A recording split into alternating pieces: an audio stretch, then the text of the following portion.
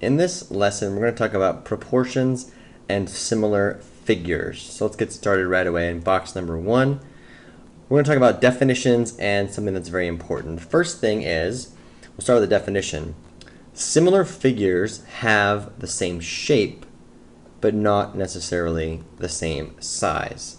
And the best picture that I can come up with right now to illustrate the point is take a look at the iPhone 6 and the iPhone 6 Plus. To me, these are similar figures because they are the same shape, but they are not the same size, right? I mean, they look pretty much the same thing, but one of them, this diagonal, is definitely bigger or smaller than that diagonal. So I would consider these two as similar figures because they are the same shape, but they are not the same size. So keep that in the back of your minds when you're thinking about this stuff. Okay, and one important thing to note is that when two figures are similar, the lengths of the corresponding sides are in proportion. This is going to be a very big deal. It's going to be very useful to us because we're going to use the fact that the figures are similar in order to solve problems that include missing sides. So that's where we're going with this whole lesson, and let's get started. In box number 2, we cover some notation that I want to make sure everyone is familiar with, okay? We have two triangles here. I have the smaller triangle, which we'll call triangle ABC, and then I have another triangle over here, which I will call triangle G. Oh, sorry, I'll keep it in the same notation. I'll call it FGH. Okay, so the reason I did it in that order is because I started with A, and then I went to side angle B, and then I went over here to angle C. So I'm going to do the same thing over here. So angle F, then I'm going to say it with angle G, and then I'm going to say it in angle H. So I'm saying it in this order for a reason. Okay, so let me erase all this for you to make sure that we get that clean picture back. Okay, here's what we can say. The way that we say that two triangles are similar is we use this little squiggly sign here. So I'm saying now that triangle ABC is similar to triangle FGH. And notice the way that I said angle A to B to C is the same as F to G to H. The reason that I'm going to say that that's important is because now that we know that these two triangles are similar, we get a few properties out of this that we need to take care of, okay? If they're similar, we know that this angle A, is going to be congruent to angle F, meaning it's going to be the same angle. We also know angle B, which is this angle over here. Angle B has to be the same as angle G, so congruent to angle G.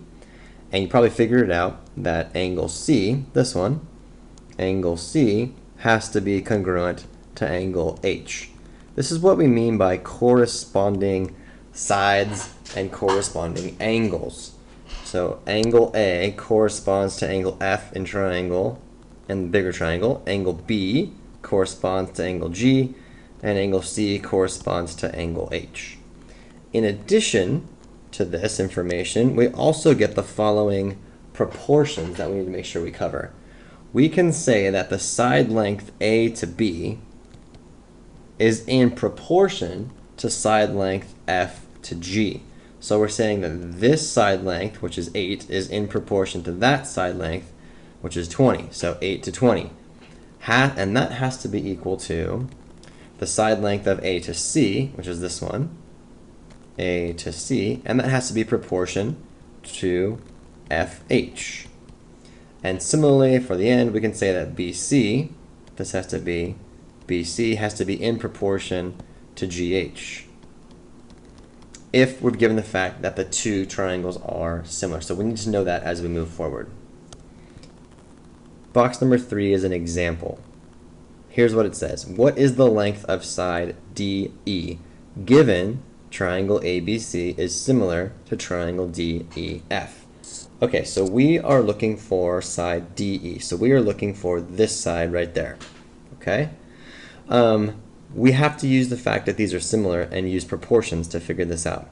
So here's what we know. Okay, we know that A to B, okay, this side here, has to be in proportion with DE.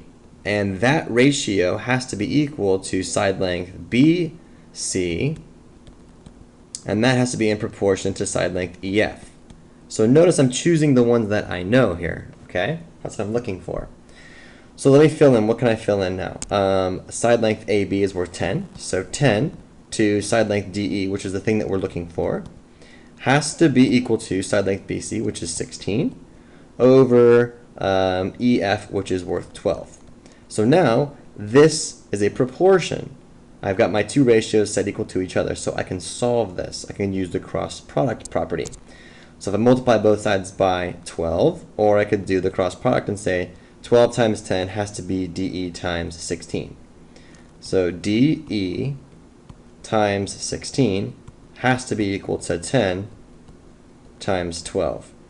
So that means that 16 times DE has to equal 120. Well, then I'm just going to divide both sides by 16 on both sides here, divide by 16, and use my calculator to figure out that 120, and I'm going to divide that by 16, and you're going to see that I'm going to get 7.5. So therefore, DE, side length DE, must be worth 7.5. And that's how we use similar figures to get the side lengths that we are looking for. Box number 4 is a U-try.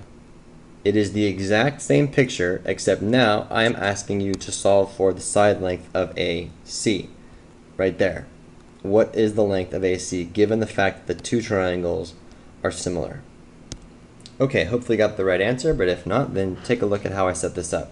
I'm saying side length AC has to be over 18, and that proportion has to be true with 16 to 12. So I'm going to use the cross product property and say that 12 times whatever the length of AC is has to be 18 times 16. So 12 times the length of AC, whatever it happens to be, has to be 18 times 16. 18 times 16 is worth 288. 288. Then I want to divide both sides by 12. Divide both sides by 12.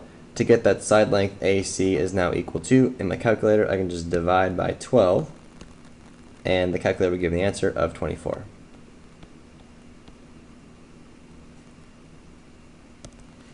Box number 5 is another example.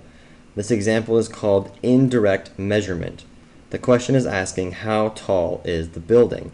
So you can see a person standing over here. If you look carefully, there is a woman, and she is 5 feet tall, and she has a shadow that is 3 feet. Now if we compare that to the building, we have a building that's X feet tall. We don't exactly know how tall the building is, that's what we're looking for, but we know the shadow is worth 15 feet. So what we're doing is we're setting up similar figures because we're assuming that the shadow and the height are in proportion. So what can we say? We can say that 5 feet over 3 feet, so the ratio of the woman's height to her shadow has to be in the same ratio as the building's height, which is X feet, to its shadow, which is 15 feet. So we can use the cross product property, and we can say, all right, 3x has to be worth 5 times 15, which is worth 75. And then we can divide both sides by 3. Divide both sides by 3. So we get that x is equal to 25 feet. The final box of this lesson is a U-try. I'm asking how tall is the flagpole? So take a look at this picture. There's a person here standing here, and this person is 6 feet tall, and the shadow that this person casts is 10 feet. And the shadow that the pole, the flagpole, casts is 85 feet. And the question is, how tall is the flagpole itself? Okay, hopefully you got the right answer, but if you didn't, here is the solution. I set up the proportion. The height of the flagpole over its shadow, which is 85 feet, has to be in proportion to the height of the person, which is 6 feet, over the person's shadow, which is 10 feet. Now, you may have set up your proportions differently, but as long as you're comparing shadow to shadow and height to height, you will get the same answer. All right? So I'm going to use the cross product property, and it's going to say that 10x is equal to 6 times 85 feet. And then I'm going to divide both sides by 10, both sides by 10. So I'm going to do this in the calculator. I'm going to say 6 times, oops, not 66, 6 times 85. I'm going to push enter, and then I'm going to divide by 10. And I'm going to get 51 feet. So x is approximately 51 feet tall. So that flagpole is 51 feet tall.